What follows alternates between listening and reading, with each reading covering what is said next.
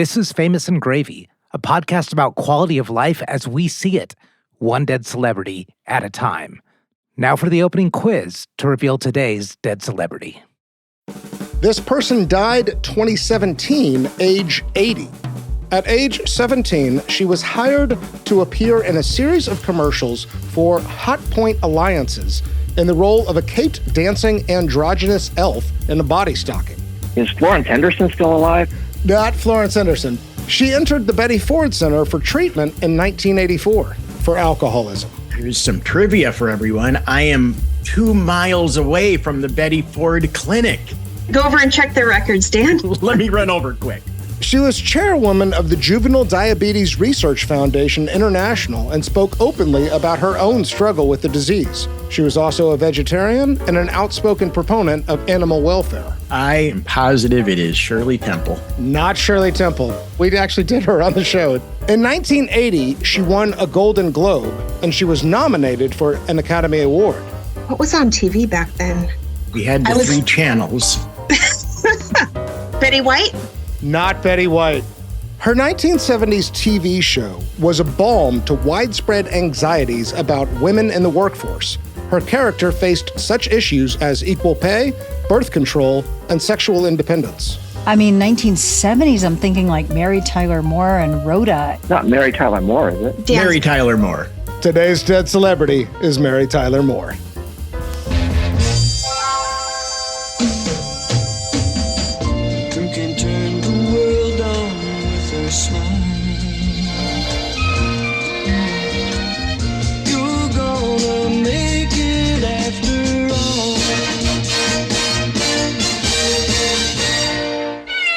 A short time after we closed up shop at MTM Studios, they put up a plaque that said, "On this stage, a company of loving and talented friends created a television classic, The Mary Tyler Moore Show." The plaque is still there, and we're darn proud of it. Good night.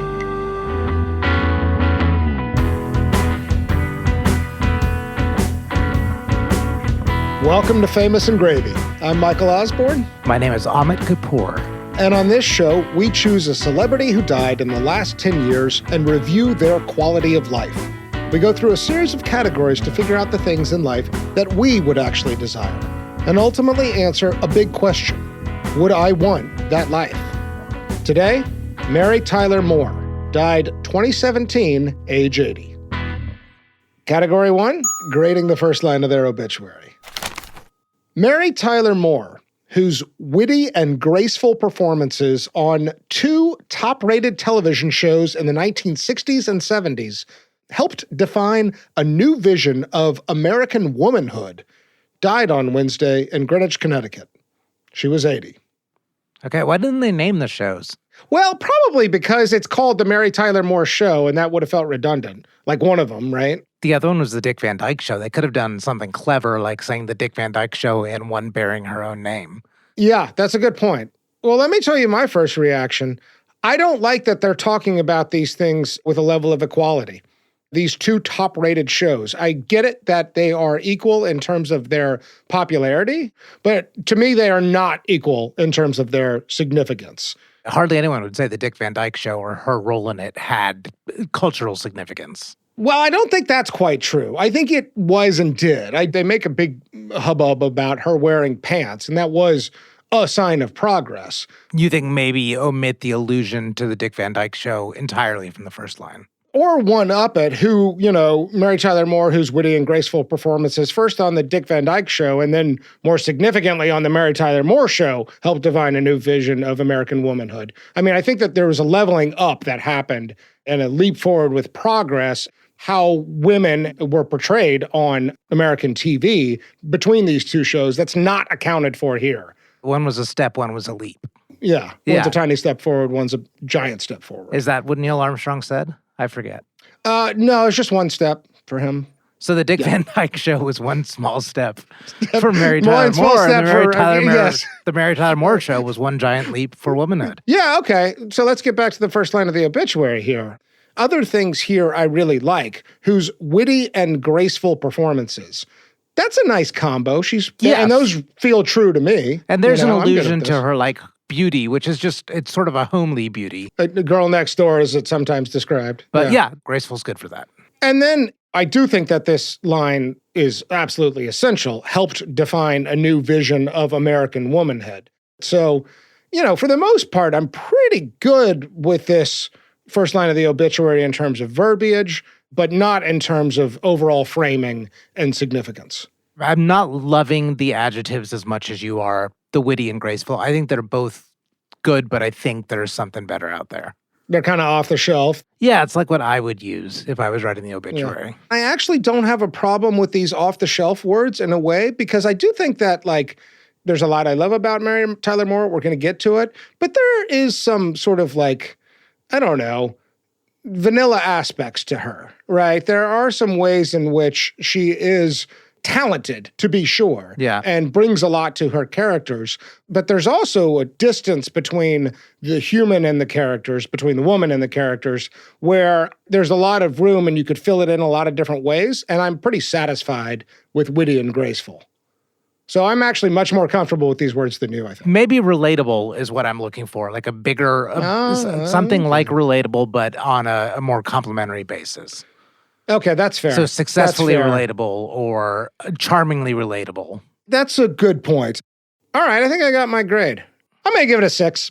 I think it's better than average. Yes, I think that the verbiage could use a little bit leveling up. I am primarily frustrated with the equating of the Dick Van Dyke Show and the Mary Tyler Moore Show, and they don't even identify them. So I feel like a 6 is even generous here. They could have done a lot better. That's my score. Well, I will punch them in the gut then, Michael, because I'm going to give them a 5, because I think you convinced... All right. So much for positive, Ahmed. Yes, I know. I really took it on the chin with Norm Macdonald. No, I agree with you, and I think you convinced me that those two characters or those two shows are not on equal level. I do like that they related her characters to helping define a new level of womanhood. But I want to talk about that a lot more. I don't think that's the best summation, but at least they referenced it. So yeah, 5. That's all you get. 5 and a 6. They could have done better. Category 2, 5 things I love about you. Here, Ahmed and I work together to come up with 5 reasons why we love this person, why we want to be talking about them in the first place. Ahmed, I think you should go first today. Okay. I'm going to use the words liberal centrist, which is what she used to describe herself. So this is picking up right where we left off on the conversation about the two shows. So the Mary Tyler Moore Show specifically was the first about a single woman on her own who is a professional. That hadn't been done in sitcoms before. I mean, it's a drag saying you're 30 and single all the time. You know it is. I know. And then, Mary, that ever-popular question. How come a girl like you isn't married?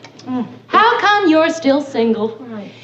Sometimes, Rhoda, I think that I could discover the secret of immortality, and people would still say, look at that single girl, discovering the secret of immortality. That is exactly what I'm talking about, Mary. So she had kind of become a little bit of an icon of the feminist movement just by virtue of the fact that she played that character.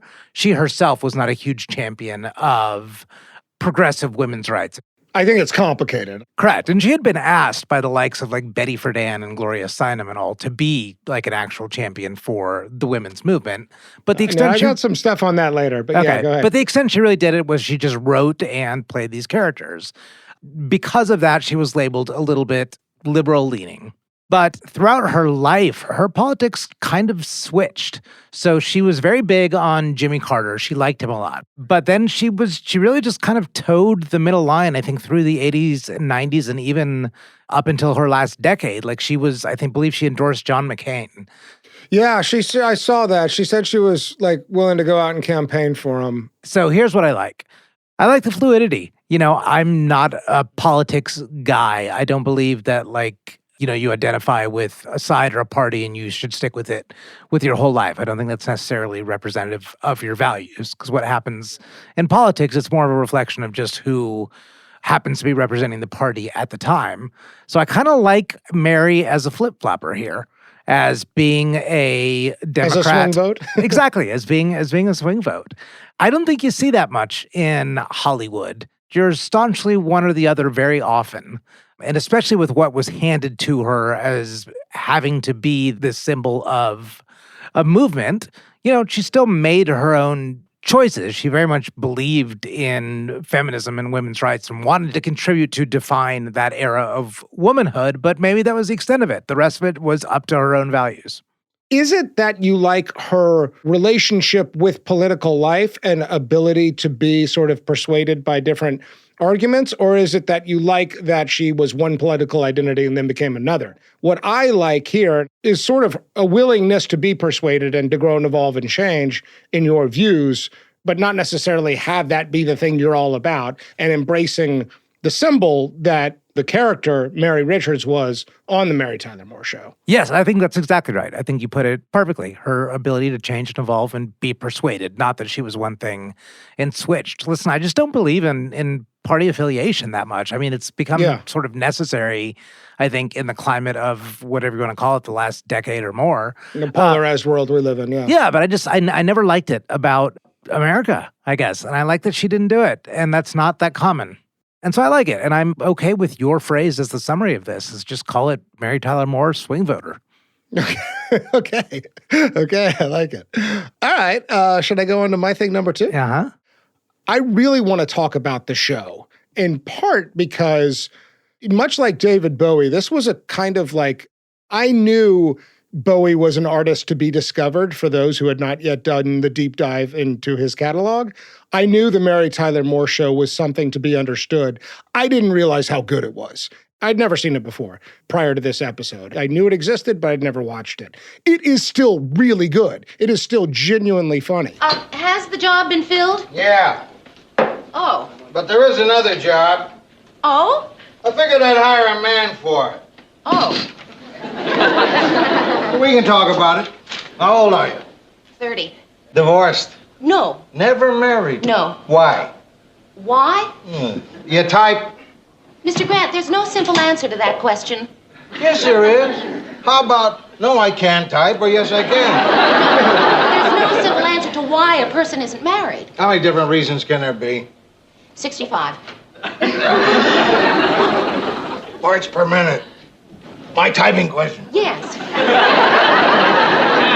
Look, miss, would you try answering the questions as I ask them? Yes, Mr. Grant, I will, but it does seem that you've been asking a lot of very personal questions that don't have a thing to do with my qualifications for this job. You know what? You got spunk. Well, yes. I hate spunk.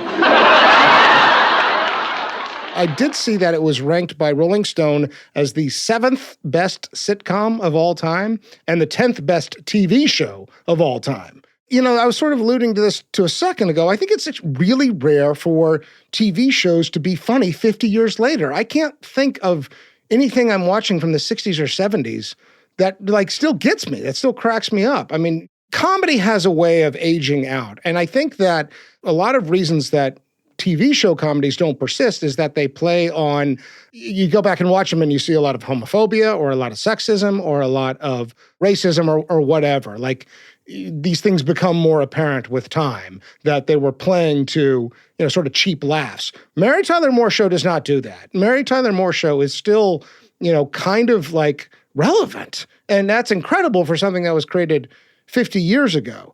I want to read a quote from an article by this woman, Jennifer Keeshan Armstrong, I believe is her name. It's hard to overstate the lasting cultural impact of Mary Richards and the Mary Tyler Moore Show. As a character, Mary showed us for the first time on television what it looked like when a woman prioritized herself and her career over romance or family. She served as the model for generations of single women characters to come. Murphy Brown, Ally McBeal, Carrie Bradshaw, Liz Lemon, Leslie Knope. One could even trace Mary Tyler Moore Show's lineage of liberated, unapologetic, and flawed women characters straight through to Girls and Fleabag. Nearly every successful sitcom that's been on the air since owes some debt to the Mary Tyler Moore Show's unique qualities, combining pathos and humor, like The Office or Orange is the New Black, depicting a professional woman and her workplace family, and exploring strong friendships between women. Friends co-star David Crane cited the show's pitch-perfect finale as inspiration. Jerry Seinfeld has called it one of his favorite shows. This show is incredible, and I encourage people to go watch it. I absolutely loved it. The thing I love about Mary Tyler Moore in this is I'm going to call it a leadership skill, and it's leading on and off camera. For a show like this to work, You really want an array of characters. This is why Arrested Development and The Simpsons and Seinfeld and all the great sitcoms have a lot of different entry points and different senses of humor. That's absolutely true with the Mary Tyler Moore Show, but it completely falls apart unless you have a strong lead. And I think that she combines all those things. I think she is like holding ground in this silly as fuck world, and she's doing that on and off camera. And so I'm calling this leadership for being an aspirational figure as my thing number 2. I think it's like best expressed in this sitcom. Together, the three of us created an extraordinary triangle. Mary was the person that you want to be. Rhoda is the person you probably are. And Phyllis is the person you're afraid of being. You got that right, pal. That's what made the show special. The characters seemed real because they were given room to grow. You haven't allowed yourself 1 minute's pleasure out of this whole thing. The way you make fun of your appearance, the way you describe yourself. It's not so easy to say nice things when you describe yourself. You try it, Mary.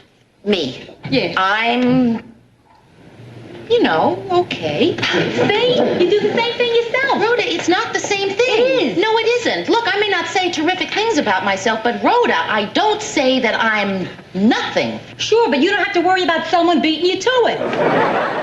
I dig it. You teed me up perfectly, Michael. I love it when you do that. My thing number 3, Elon Musk. Here's how I'm going to get there. So You're really going after some polarizing Hotpoint. No, I just wanted to throw in that word out there as like clickbait, word bait. I don't know. I just wanted Elon to throw Musk. in Elon because he does come up here in the analogy I'm going to make. So the Mary Tyler Moore Show spun off 3 separate shows, all which were reasonably successful. Rhoda, Phyllis, and Lou Grant. So going back to Elon, this reminds me of PayPal. The advent of PayPal in the late 90s, the people that were part of the first 50 employees at PayPal have gone on to basically like create some of the most influential companies in modern media. Behind like that, Reid Hoffman, Peter Thiel, like there's a lot of exactly. The PayPal mafia is like renowned. Yes, Elon Musk, founder we know of Tesla and SpaceX, and now CEO of Twitter as well. Reid Hoffman, the guy that founded LinkedIn, the founders of YouTube. 3 of them all worked together, and Yelp was the other one. The 2 founders of Yelp came all out of those first 50 people. So I like the Mary Tyler Moore as an incubator. You look at Saturday Night Live as like this only thing that we really consider as this great incubator of what they go off to create all these individual careers and characters. But this show did it. And I think that is part of that innovative leadership that you talked about that she set by sort of example setting, but also creating characters and roles and attitudes that didn't previously exist. I agree. Like it is an institution that, much like the PayPal mafia has transformed Silicon Valley, the Mary Tyler Moore Show transformed Hollywood. Yeah, very much. And not just in the Mary Tyler Moore Show. If you look at her later shows of just, I believe just Mary is what it was called, that started the career of David Letterman. So she's a bit of a king and queen maker. All right, great one. Okay, shall I take number 4? Yes. This is a little bit of a hard one. There's some real personal tragedy in her life, and it'll come out in the categories. But I wrote dignified work in progress. You don't hear this much in the TV interviews, but you absolutely see it in the autobiographies. So she has many loved ones who die. She goes through a miscarriage, is diagnosed with diabetes. She enters the Betty Ford Clinic. But there is a sort of public vulnerability and wrestling with herself, while also recognizing the importance of Mary Richards to, progress for women. There's one short passage I want to read that I read to my wife. So she's talking about her son, and she's writing this in 1996 or thereabouts. She says, "As he grew to be a toddler, I took great pride in his accomplishments, both small and major. But I was always comparing the progress he was making. I would worried if he trailed in walking, speaking, or general play skills. I was fearful that any stutter step might indicate future shortcomings and troubles. I saw the present as preparation for the future. Looking back on Richie's first year, I realized today the biggest mistake I made as a mother. I saw him as an adult in the making, not who he was at the time, a child. Why was there no little sense of the moment when he was in my care?" That's a real honest reckoning with what kind of mother you were once upon a time. And I found that passage really powerful. As a parent, it's really tempting to approach parenting as prep for the future. You need to learn how to play football so that you don't get beat up on the school playground. You need to know how to read so that you don't fall behind. You need to, learn social skills so that you'll fit in. Like, that's future tripping shit. And as a parent, I feel like the more you spend time with them in the present, like the more loved they are for who they are today. And that's all that matters. And these are really eloquent words, right? And there's stuff like that all throughout her autobiography where she is looking at the very troubled life she came from, alcoholic family, and looking at all the pain she endures from a whole bunch of personal tragedies that befall her. And she's still like working on it in this really dignified way. And it's a way that's specific to her as a woman, not to her as a TV character. And I love that. Okay. Yeah. Dignified so work that's in my progress. number 4. I like it. I like the wording. Okay. I guess I'm closing it out then. I've got what I'm calling unexceptional superstar. Oh, interesting. And you alluded to this earlier. She's not that overwhelmingly talented. She's kind of above average talent. What I like about that is that she still came to define this era and have huge, huge impact. And I think it kind of speaks to serendipity and timing. So I'm not saying what I love about her is luck, but I'm saying what I love about her is that reasonably above average can make huge impact in this world. I think that's excellent, Amit. I have to say, I think there's more substance to that observation than you're maybe giving it credit for. I saw her in an interview. Somebody asked her, "Are you naturally funny?" And she said no. But like her character on the Mary Tyler Moore Show is hilarious because she's got great writers and she's got an ensemble cast. What I really like about your thing number 5 there is how she played the hand she was dealt. That's a real famous and gravy thing to me. It's sort of like you bring what you have to the table and then you hope circumstances and serendipity and luck and, talent around you elevate you. And I learned such an important lesson from Dick, and Which that was? is surround yourself with the best. And the better they are, the better you'll be. That's, I think, what we all want out of life because we only have so much agency and power over what we can do and where we go. So there's a little bit of even create your own luck in there. Yeah, it's the material that keeps dreams alive and makes dreaming worthy. You put what you can out there in the universe, and it does sort of work out sometimes that you are an incredibly important figure of an entire half century. What I like even more about that is it sort of eases the burden, for us to sort of strive for individual exceptionality. If I really take stock of myself, I'm good, but I'm not exceptional, right? But I feel a burden to achieve exceptional things or have exceptional experiences. And I'm not trying to be too self-critical or immodest or whatever. All I'm trying to point to is that nobody should feel like they, the individual, are supposed to be top 0.1% talent. Like, we should all hope for luck on some level. That's a healthy way to approach life. I love that one, dude. I think that's a really good one. I think it was an exceptional observation on my part. Yeah. Oh, shucks. Let's recap. So, number 1, swing vote. Number 2, leadership on and off the camera for an aspirational, iconic figure. Number 3, you said PayPal Mafia. Number 4, I said dignified work in progress. And number 5, you said unexceptional superstar. Yes. It's a good list, man. That is a good one. All right. Category 3. Malkovich. This category is named after the movie Being John Malkovich, in which people take this little trapdoor into John Malkovich's mind, and they get to have a front row seat to his experiences right behind his eyes. Okay. This gets a little bit at the pressure she felt to be a feminist icon. So, this is from her autobiography, after all. In 1980, Gloria Steinem calls her and says, "I need you to come from New York to Washington, D.C., because we are organizing a group to put pressure on Congress to advance the Equal Rights Act." Tip O'Neill, who is the Speaker of the House, a Democratic leader, said he'll meet with this group if Mary Tyler Moore is there. Now, Gloria Steinem had some real kind of rocks to throw at Mary Tyler Moore's show during its heyday. One of the kind of criticisms that New Wave feminists had was that Mary never called her boss by first name. She always called him Mr. Grant, not Lou. And there's even a clip. Mr. Grant. And it won't work if you're calling me Mr. Grant. Call me Lou. Think you can, Mary? Call you not Mr. Grant? Sure. Well, I'm glad it's okay. Oh, yes, it's okay to say Lou. Call me Mr. Grant. Thank you. So this is 1980. By this point, Mary Tyler Moore's show has concluded, has finished. And Mary Tyler Moore says, I was always afraid to speak in public as myself. If I'm playing a character, I can get up on stage or I can get behind the camera. But if I'm talking as me, I don't want to do it. So she tells Gloria Steinem, I can't do it. I got an ear infection and I cannot get it on an airplane. Doctor's orders. Totally makes up a lie. Gloria Steinem is very frustrated, says, okay, calls her back a half hour later and says, I've got a solution. Take the train from New York to DC.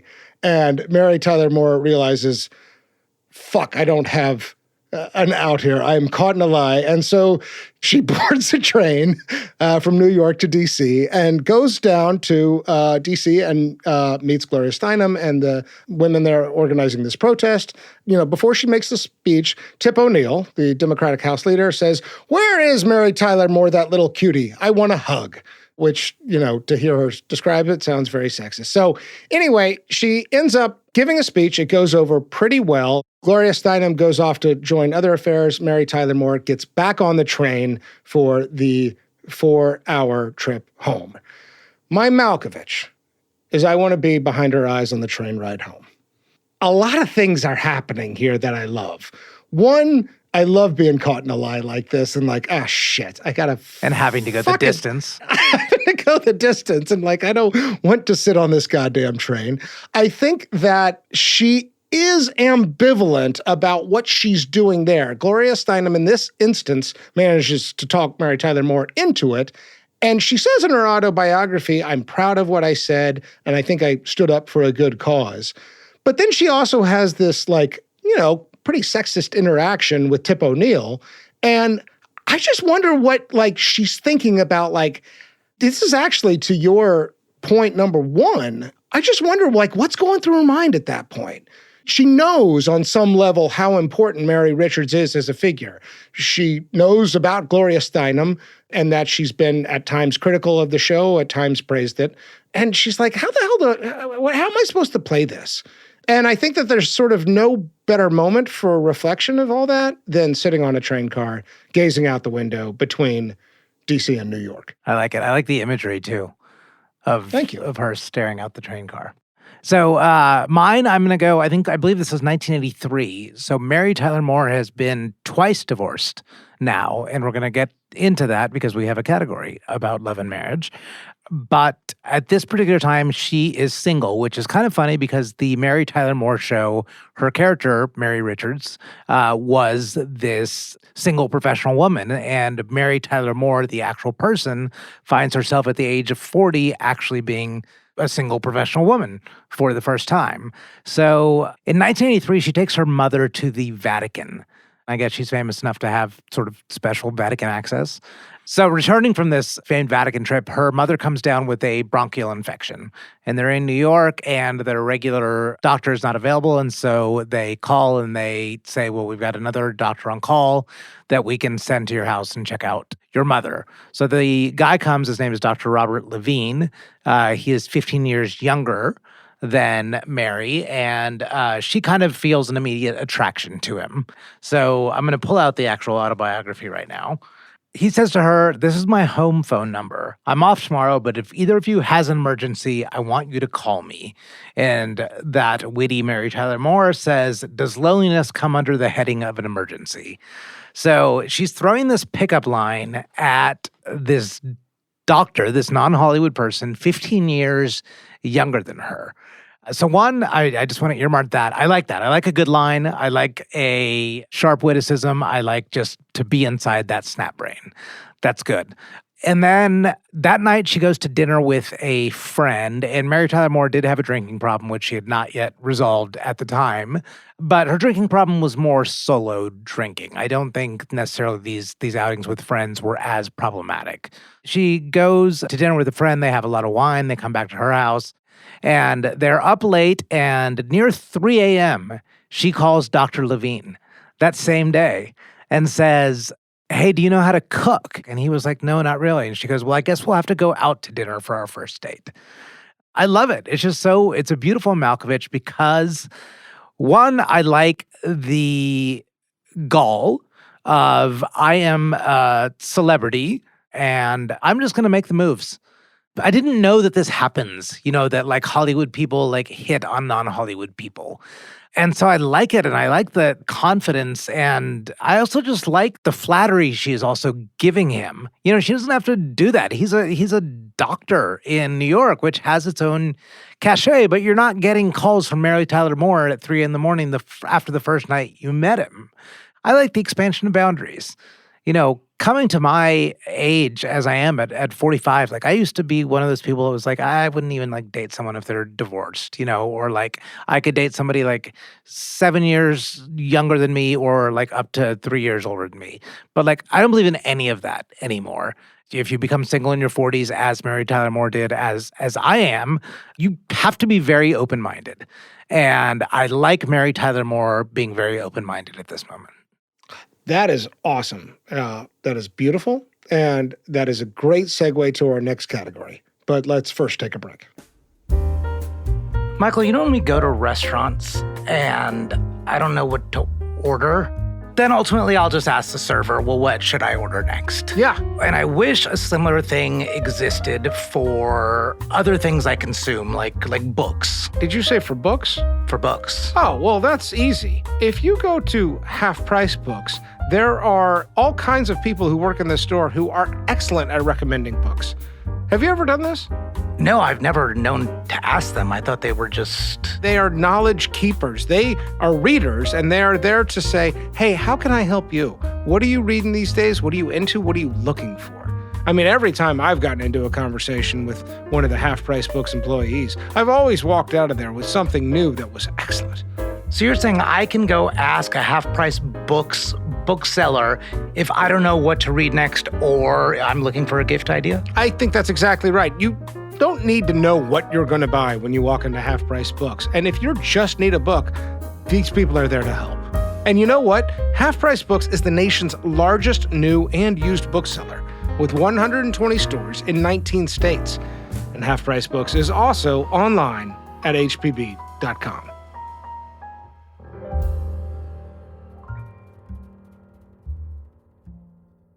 Category 4, love and marriage. How many marriages? Also, how many kids? And is there anything public about these relationships? This is a doozy. Yeah, it's a doozy. And how's your husband? Which one? Whoa! 3 marriages. First one, Richard Meeker, married 1955, divorced 1962. Mary is 18, fresh out of high school. He was 27. He's about 9 years older. They divorce when she's 26.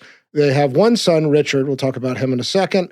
She has shockingly little to say about this man. She even sort of says in her autobiography, I have no real lasting memories of this. She describes this marriage a little bit as an act of defiance against her parents. Her mother's an alcoholic, and she was raised in a very strict Catholic household. She says her parents are intellectuals, but not particularly well-to-do. And I think that there was just a lot of stress, and I think it was a very typical alcoholic family in a way. She's a child of an alcoholic, and I think some of the volatility that comes with that, leaves a lasting impact on her. This first marriage is a little bit of a rebellion around that. We'll come back to Richard in a second, her son. Let's talk about the other marriages first. Second husband, Grant Tinker, married 1962, so not much of a gap between husband number 1 and husband number 2. They're divorced 1981. She is 26. He's about 12 years older. This is a real power couple thing. So they meet around Dick Van Dyke time. She's been cast in that role by this point. He's initially with Procter & Gamble, but he wants to make a move to Hollywood. he does, they end up forming MTM, the company that would produce the Mary Tyler Moore Show in close cahoots with CBS. And we can talk more about the success of MTM later. But they have a very powerful relationship. I think total power couple is the way to put this. MTM becomes a real juggernaut and is very successful. No kids in this marriage. There was a miscarriage at age 33. I want to talk about that more in a second. That marriage dissolves around 1979. They separate, and then they are officially divorced in 81 when Mary Tyler Moore is 44.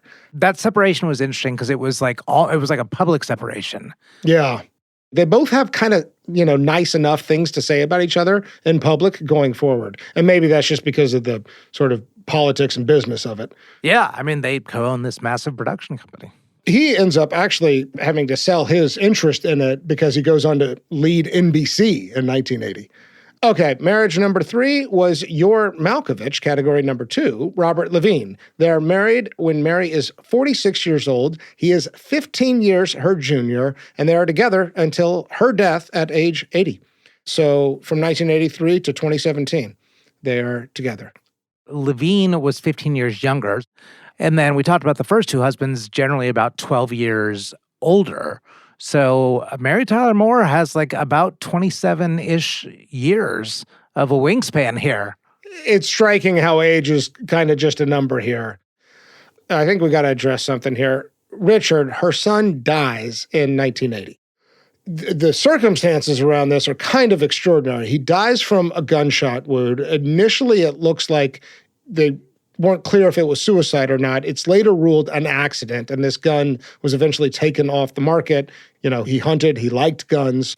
It also, the timing of this is really incredible because it happens 3.5 weeks after the movie Ordinary People comes out. And Ordinary People, which was Robert Redford's directorial debut, is about a family suffering from a child who's died and a son who attempts suicide.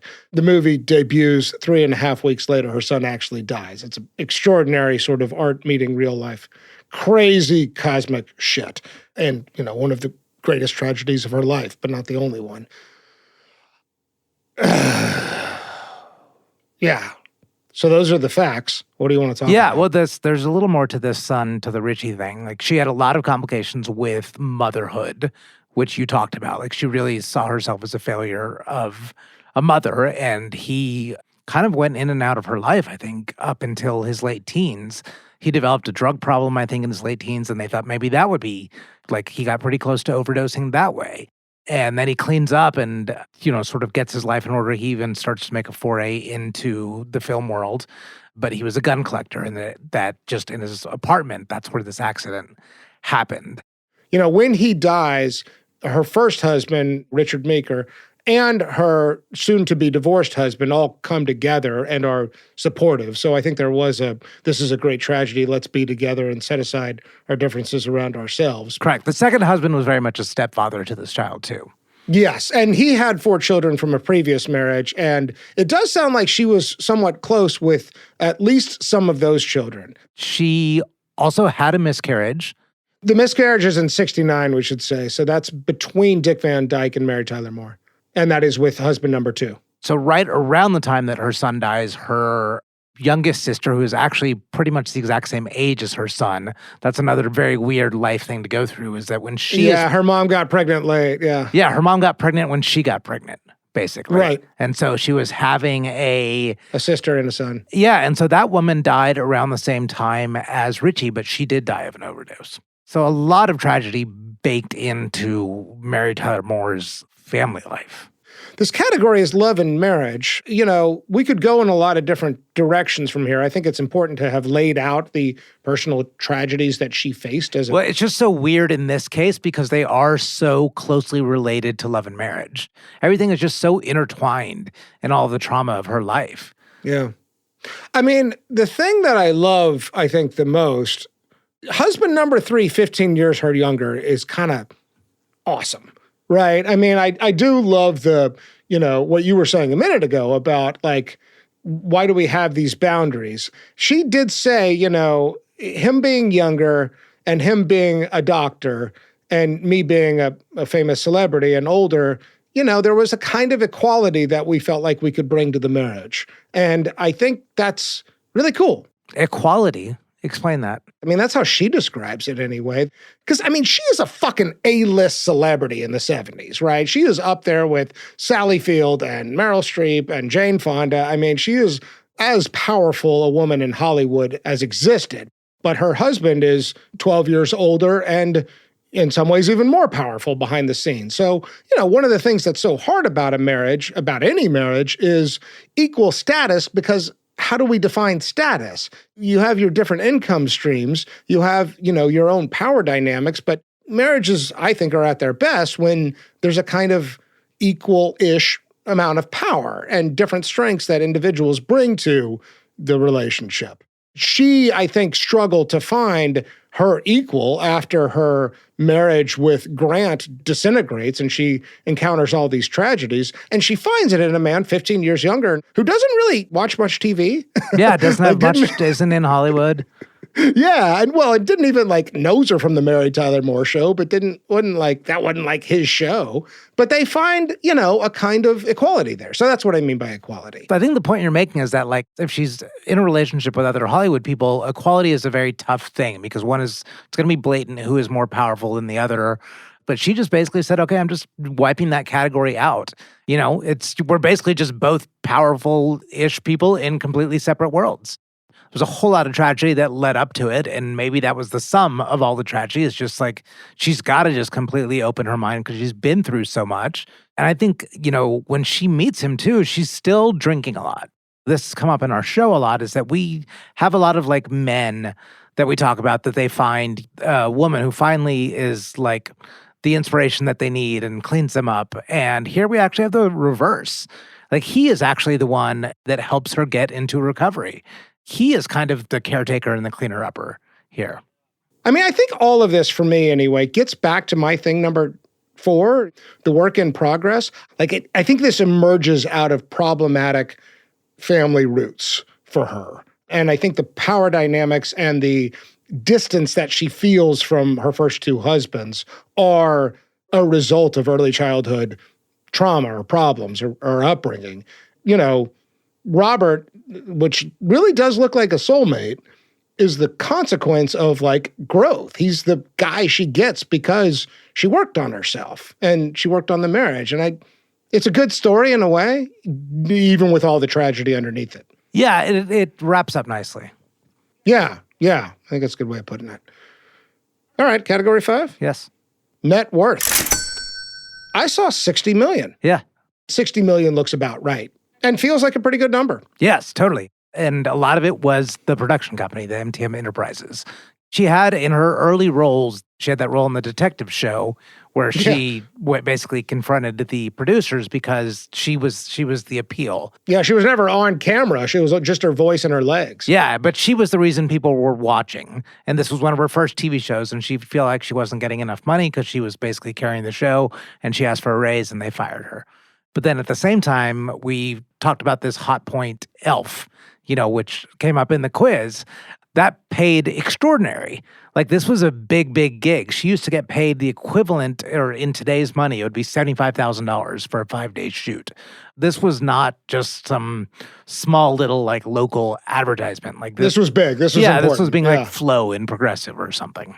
I think we need to talk briefly about MTM, the studio, because in addition to creating the Mary Tyler Moore Show, you mentioned some of the spinoffs from Mary Tyler Moore. There's also Bob Newhart, Hill Street Blues, St. Elsewhere. And WKRP, even going all the way up to in the 80s, had the distribution rights to America's Funniest Home Videos. I saw that.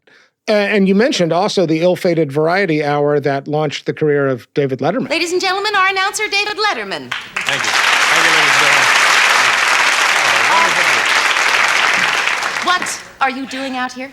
You want to do something that's cute and entertaining to open the show with.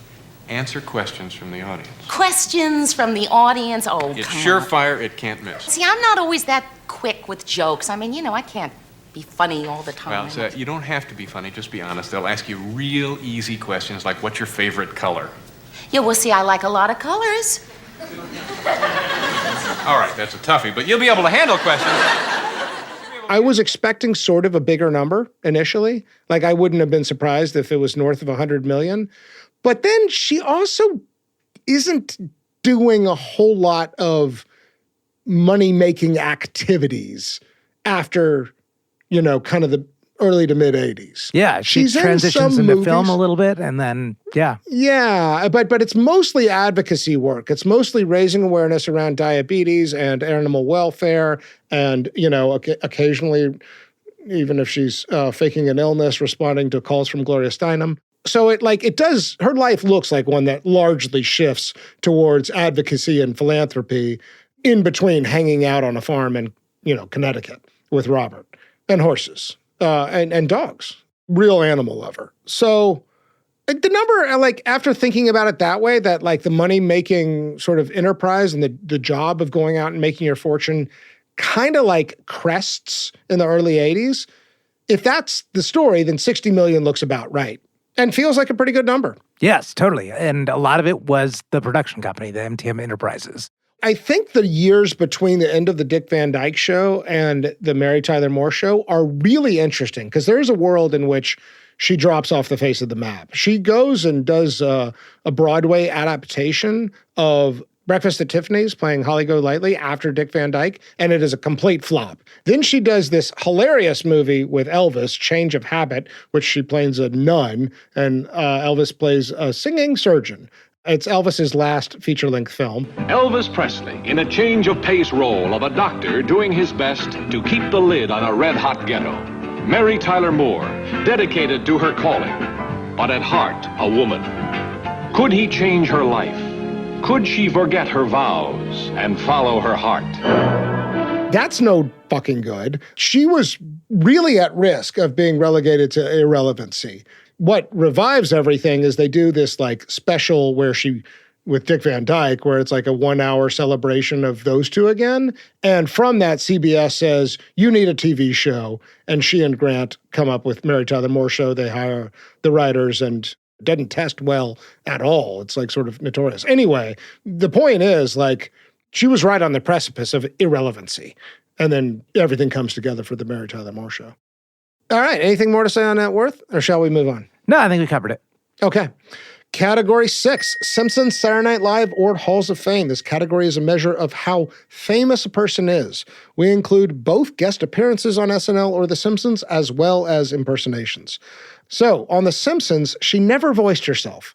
She is mentioned in an offhanded way in a season 3 episode. One of Marge's sisters, Patty, is getting a haircut. She wants it like Mary Tyler Moore. And then Barney, Homer's alcoholic friend, compliments her. Are you Mary Tyler Moore? Saturday Night Live, she hosts in 1989. It wasn't as funny as I'd hoped. She does have a Hollywood star, which she got in 1992. And there is no appearance on the Arsenio Hall show, which I have to say, it kind of makes sense because I was talking earlier about the shelf life of Mary Tyler Moore. One way in which it does not hold up at all is that show is white as fuck. There is one black figure, the guy, John Amos, who's in Good Times, and then he's in Coming to America. He plays the dad of McDowell's. He's in Mary Tyler Moore Show. That's the only prominent black character in the whole of the show. Once again, I feel good about the way we've organized this category. The fact that there's not anything in The Simpsons, but there is hosted SNL, that's a sort of interesting contrast and does say something about the fame and audiences that she has cachet with. She is a name people know and don't know why they know it. Yeah, I think that's true. So I think I'm gonna challenge you on The Simpsons a little bit. So James L. Brooks is a creator of The Simpsons and was also a creator of the Mary Tyler Moore Show. So there could be kind of a deference there, is that they're such peers that she couldn't really, to become on as a voice actor, you're kind of anointed. He could have been just nervous about approaching her. But the other thing on notoriety is, honestly, when you hear Mary Tyler Moore, what is the very first thing you think of? Red hair. I think of Weezer.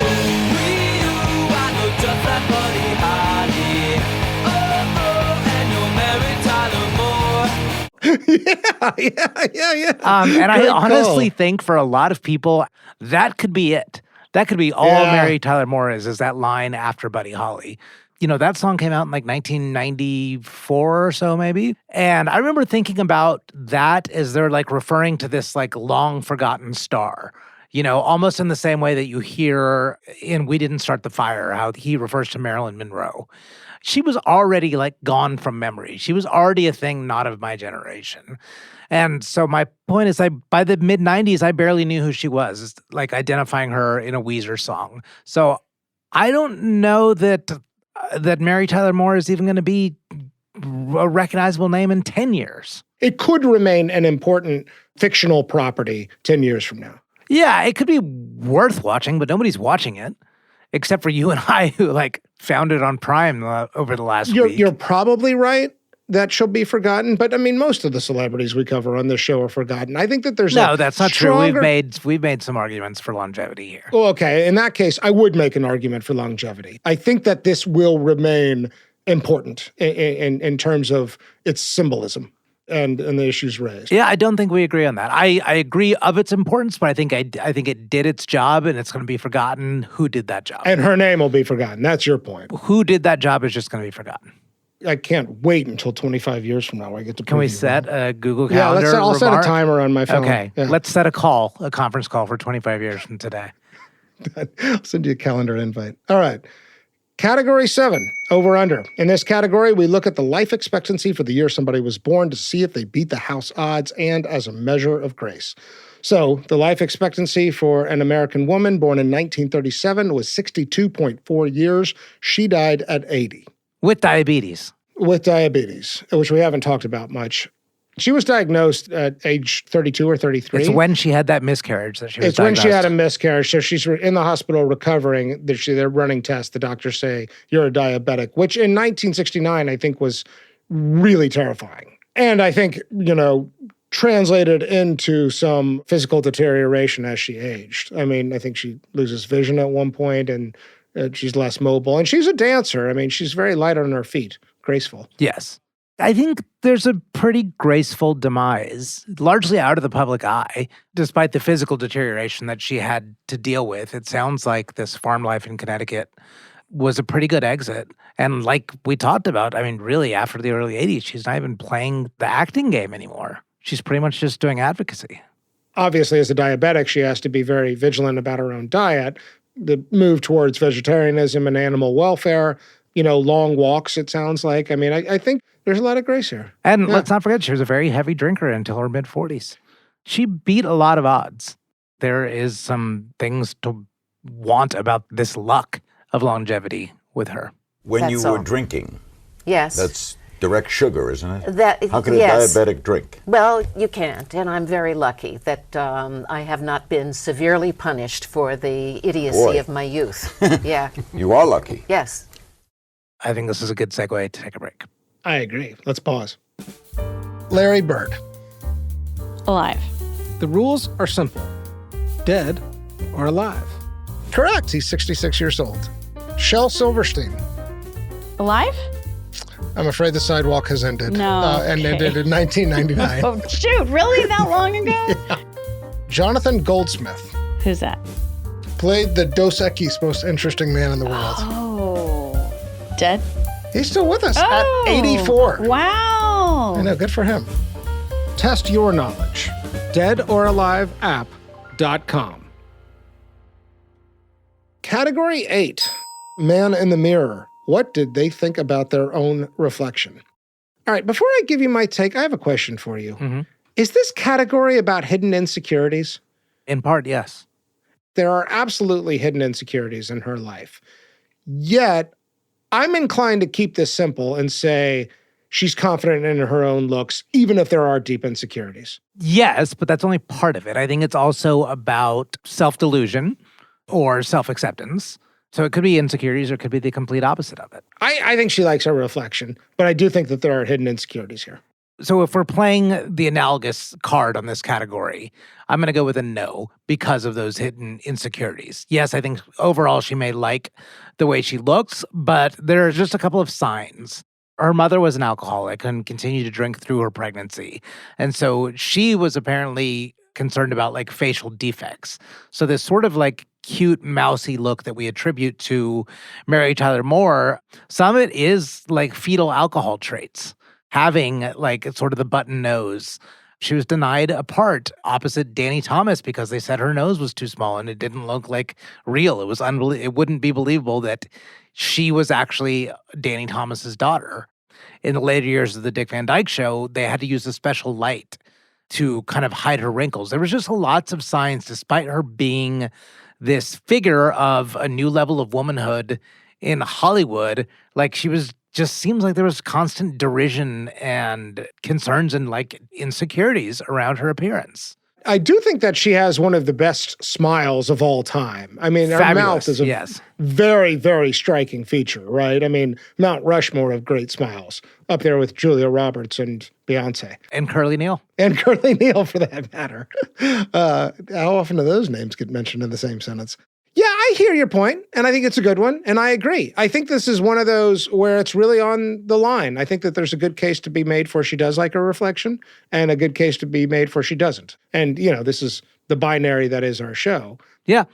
Another just thing in my corner, though, is also, you know, somebody that comes to that level of alcoholism where they're exclusively drinking alone on their bed, I think points to something. Yeah, I mean, and she would, you know, keep everything close to the bed, the TV, the telephone. There's no question. And there's a lot of trauma and pain, some of which you talked about. All right. Category 9, outgoing message. Like Man in the Mirror, how do we think they felt about the sound of their own voice when they heard it on an answering machine or outgoing voicemail? And would they have used that default setting or would they record it themselves?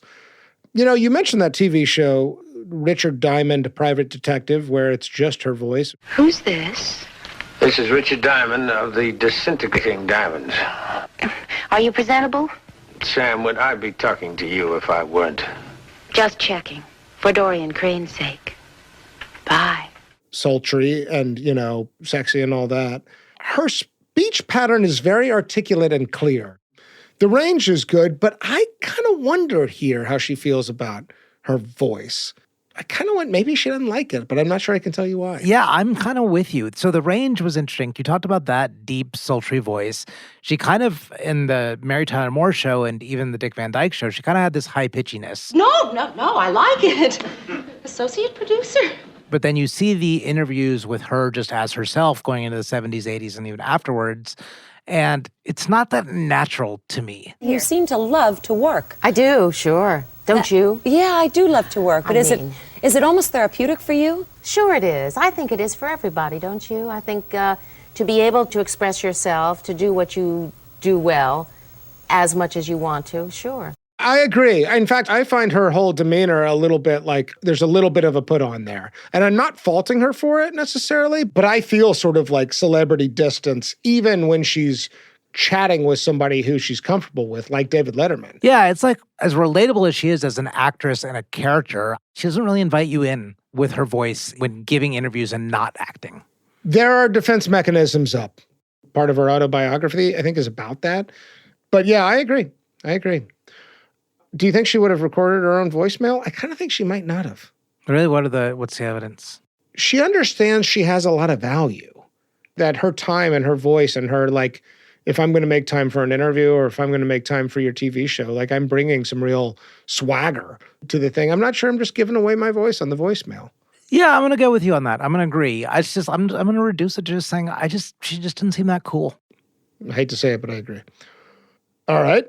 Category 10, regrets public or private. What we really want to know is what, if anything, kept this person awake at night. I have one public, and then I have something to say about private. Can I lead? Yes. And I wonder if your public is the same as my public. Well, I heard her say she wished she had more kids. After learning about her story and the timeline, I had to go back and replay some of it in my head. So let's look at the miscarriage, which she has in 1969. Again, that's between the Dick Van Dyke Show and the Mary Tyler Moore Show. That is with husband number 2, who already has 4 kids. She has the miscarriage, which sounds harrowing. Then she gets diagnosed with diabetes. This is all still in 1969. Then in 1970, the show takes off. And it really has a momentum to it. She's about 33 or so when the show's taking off. I think it'd have been a hard time to get pregnant again. If I were her, I would have reservations about it. One, because of the success of the show, and two, because you're still coming to terms with what it means to be diabetic. And do you risk another miscarriage? Like these days, you think about like when Julia Louis-Dreyfus got pregnant on Seinfeld, and they sort of like figured out a way to work around the production schedule so that she could have her child while still being, a prominent member of that cast. I'm not sure people had made those kind of accommodations, and I seriously doubt it, throughout the 70s. And this is kind of like her window, So she says, I lost the one child I had, and I wish I had more kids. I think she's got love in her heart for more kids, and I think she would have been a better mother, with more children. She never talked about all those considerations I laid out, but I think that plays into it if you just look at the timeline. Then for private regrets, what I wanted to say is I do see a lot of self-judgment, but without a ton of regret in a way. I think that a lot of her life is about things that kind of happened to her. A lot of it's out of her control and out of her power. Yeah, I agree with you on all of those traumas that we talked about. It's hard for her to feel a lot of guilt because she didn't have a direct hand in necessarily causing those things. I see some creative regrets, possibly. I mean, the Mary Tyler Moore Show did end kind of against her will after 7 seasons because all the creators and writers just wanted to move on to other projects. Yeah, and the ratings were starting to fall. Yeah, and then she did all these series of shows for over the next decade that were all just like little clones of it. And they were called like the Mary Tyler Moore Hour, and the one was called Mary, and they were just like little variations of all of this, like trying to get back to what she once was. And it just, at this point, looking back on it, there's a kind of a desperation. But you look at like, don't you feel like you might feel a little fucking cursed with the Ordinary People story? Yes. Right? Like, I mean, you do a movie that then the fiction of it and the trauma of it then comes to pass. I don't know. Like, I wouldn't want to do heavy dramas. That's a lot to ask. That is like the worst fucking trauma, right?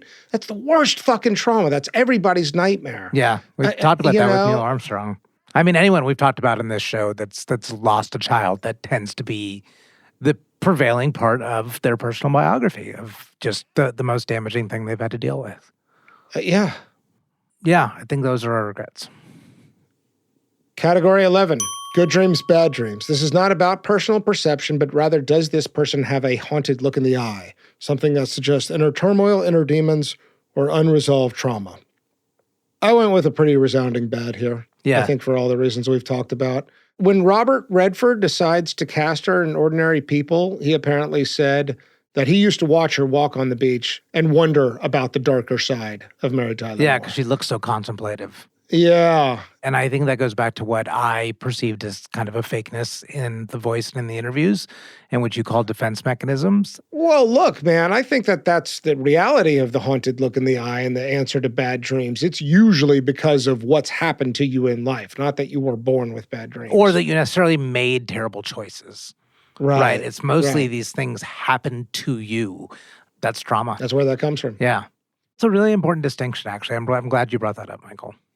Category 12, cocktail, coffee, or cannabis. This is where we ask, which one would we most want to do with our dead celebrity? This may be a question of what kind of drug sounds like the most fun to partake with this person, or another philosophy is that a particular kind of drug might allow access to a part of them that we are most curious about.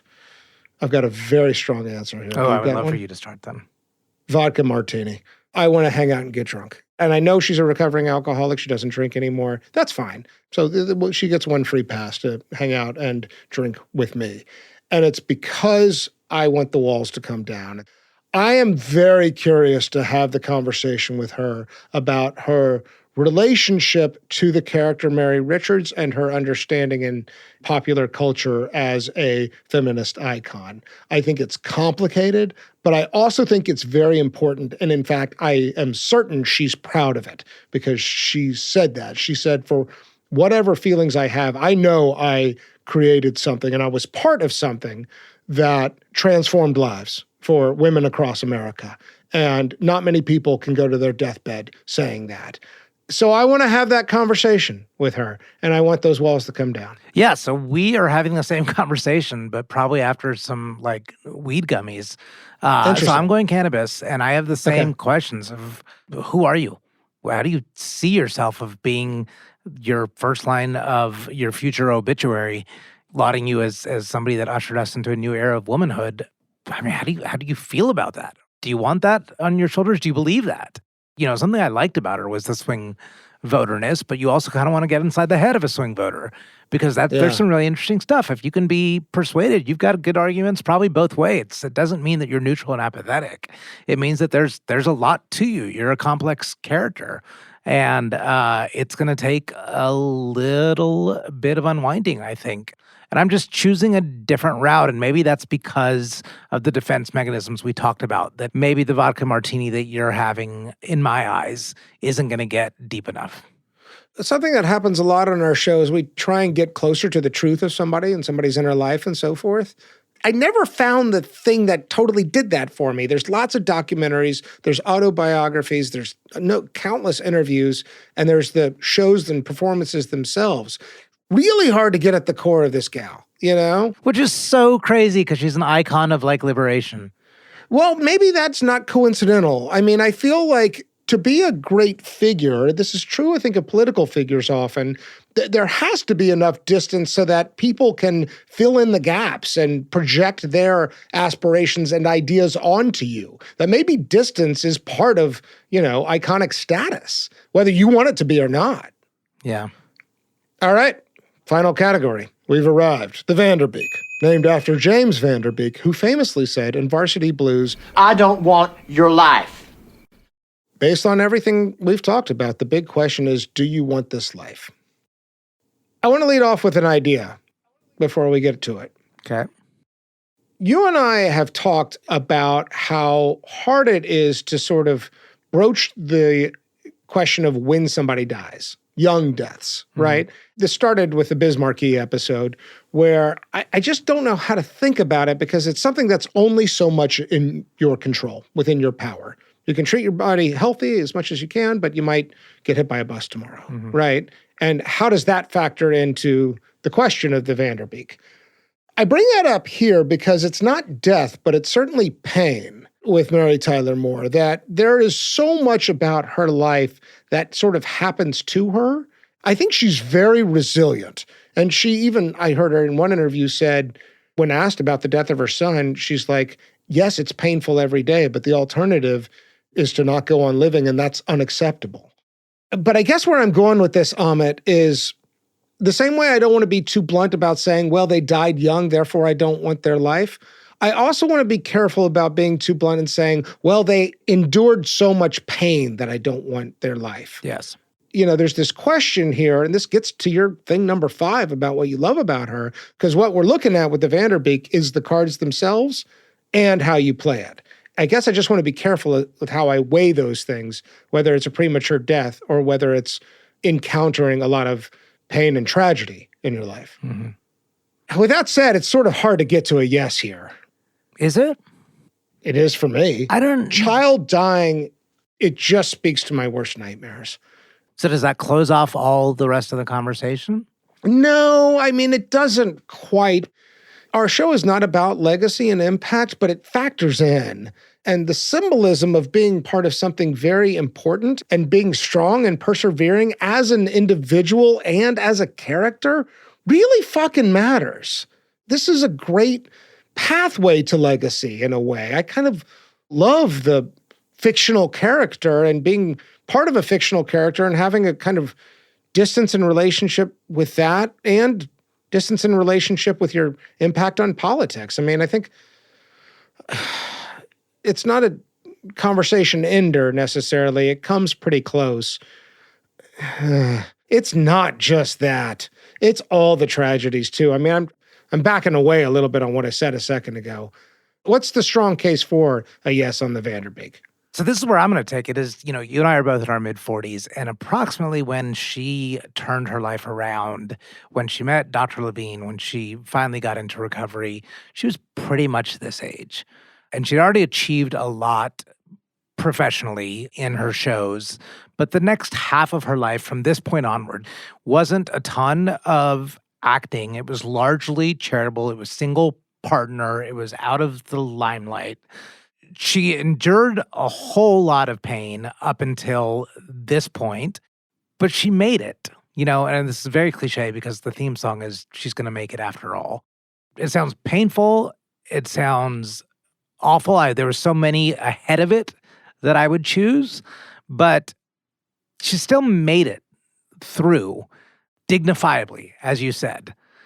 I think it's good, and I wouldn't say good enough. It's not desirable, but it's lucky, given everything that she went through, and that speaks somewhat to the resilience that she had. I mean, none of us want any of these things that happened to her in the personal life, but to persevere through it and have that much of a notoriety and to be given credit for really like being an icon for half the population, right? Like this is a big thing at the time that she was dealing with all these tragedies. So I think it sucks. I don't think it sounds fun to be Mary Tyler Moore. I don't think it looks fun to be Mary Tyler Moore in aggregate. I think there's a lot of individual moments, but the making it and the beating the odds, I mean, I'll take it. I will. There's hundreds or thousands that I'll put in front of it that are less painful. If this is in the median, it's still above the median in terms of doing the best you can and still providing meaning and hopefully internalizing meaning. So, yeah, I want your life, Mary Tyler Moore. I wish I'd answered no before I heard all that. It was a very compelling case, Amit. Something that I don't know how to think about exactly is the character is important, I think, because she makes people feel seen. And I don't know how important that is to me to show up as my true, authentic whatever and helping people feel seen and helping people feel like they're part of the stream of life. Is it better to do it through art, or is it better to do it through pure, unfiltered, individual humanity? Does that make sense? Yeah. I don't think I want this life, and I think my answer feels a little chicken shit, but it is because of the fear I have of absorbing this much trauma. But you make a goddamn good case. Given that, I want to be able to say yes, but if the question is, do I want this life or no, I don't think I do. You're a swing vote, but you're a no. No, I don't want your life, Mary Tyler Moore. Well, we've arrived. The end of our show. We are at the pearly gates. Amit, you are Mary Tyler Moore. You've died. You've ascended to meet St. Peter, the Unitarian proxy for the afterlife. The floor is yours. St. Peter, can you believe that prior to 1970, there was not a female lead in a TV show who was a single professional? I created a show and I created a character that showed that was possible. Can you believe that? 1970. I opened up the possibility in the eyes of women, of young girls. You don't have to pursue a husband. You can get your education. You can find satisfaction in friendships and relationships in work. And it's not all about finding a spouse and producing children. People knew that. They had a drive. They had something with them, but they didn't have a model for it. And I became that model, and I made it entertaining and relatable and funny, and that's what made the model believable. I opened up that world of possibility, and here we are, 53 years later, and see how it's changed. Let me in.